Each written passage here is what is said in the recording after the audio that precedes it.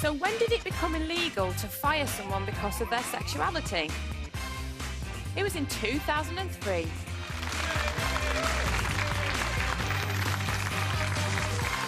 Not even 5 years ago, until December 2003, it was still technically possible to fire someone because of their sexuality. The Equality Bill has since outlawed that. Now,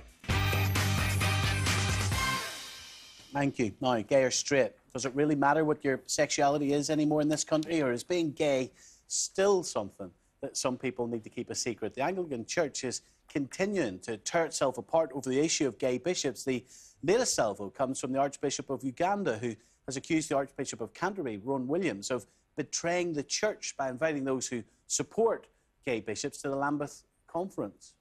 How can we still be having this argument in the 21st century? Homosexuality was legalised 41 years ago. The age of consent, 16. Gay couples can adopt kids, they can have a civil partnership. But earlier this year, a survey for the think tank, for the New Centre for Social Research, showed that 20% of us still think gay relationships are wrong. No wonder stars like George Michael kept their sexuality secret, and why actor Sir Ian McKellen says it's very difficult for American actors to come out if they want to work in films. And have a look at the world of sport. Can you name a gay sports star? So, what do you think this morning? Does your sexuality matter, and is it still really that difficult to come out these days? David?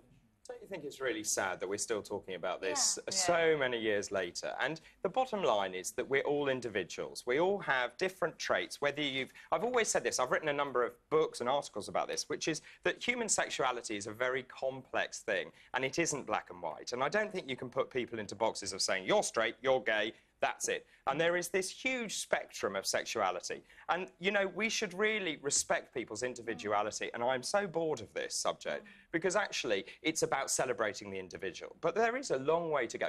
In London, in metropolitan cities, I think there's enormous, not just tolerance, but acceptance. And it has gone through culturally. You go into the country, it's a very different feel to it. And it is sad, and what saddens me also is there's been so many people over the years who have been depressed, who've been withdrawn, who've committed suicide as a result, with feelings discriminated against. And that's also, I think, partly why there've been such high profile. I mean, for example, there was a sportsman, as you remember, who also took his own life because the pressure in public life... It's because Justin Fashioner you're talking about. The pressure to conform in public life is enormous. But there are so many people. Look, there's a huge story raging in Northern Ireland over the last couple of weeks, and it's a Westminster MP, actually, called Aris Robinson. She's the wife of the First Minister in Northern Ireland.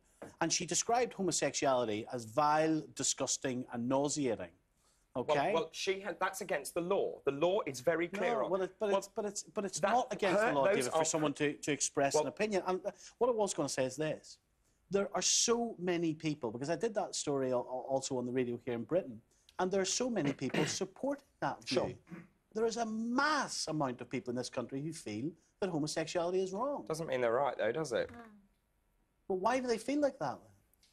It's a fear. They're just scared. They don't know anything. I think it's ignorance. I think she's obviously very ignorant, very sad lady that has never experienced proper life and has never. But it's not ours we're talking about. It's the masses we're talking about in this country. They're all under the same blanket. They're scared of something. Whatever they're scared of, then it's their issue. And personally, I think, like you say, I can't believe we're still talking about this.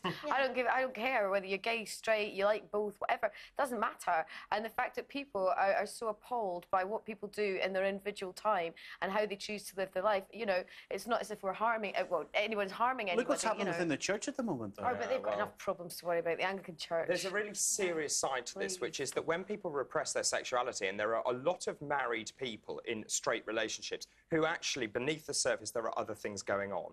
And also, within other groups, what you then see is repressed groups then engage in very dangerous sexual activity. And we have major problems with disease in this country and around the world. And actually, if we were a little more open and honest about it, we could deal with all sorts of problems. But 6% of the population, sorry, Ching, 6% of the population, what's that? 3.6 million people are gay in this country.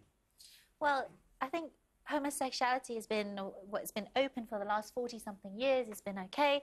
But in China, over 2,000 years ago, the emperors were practicing homosexuality. So it's something that people have been doing for thousands of years. It just hasn't, you know, come out. So I think, yeah, I think it's boring now. I think people should just accept it. Yeah. Let's see what you make of this at home. 0207 173 5555. Amy. Okay, our first caller is Chrissy on line 3.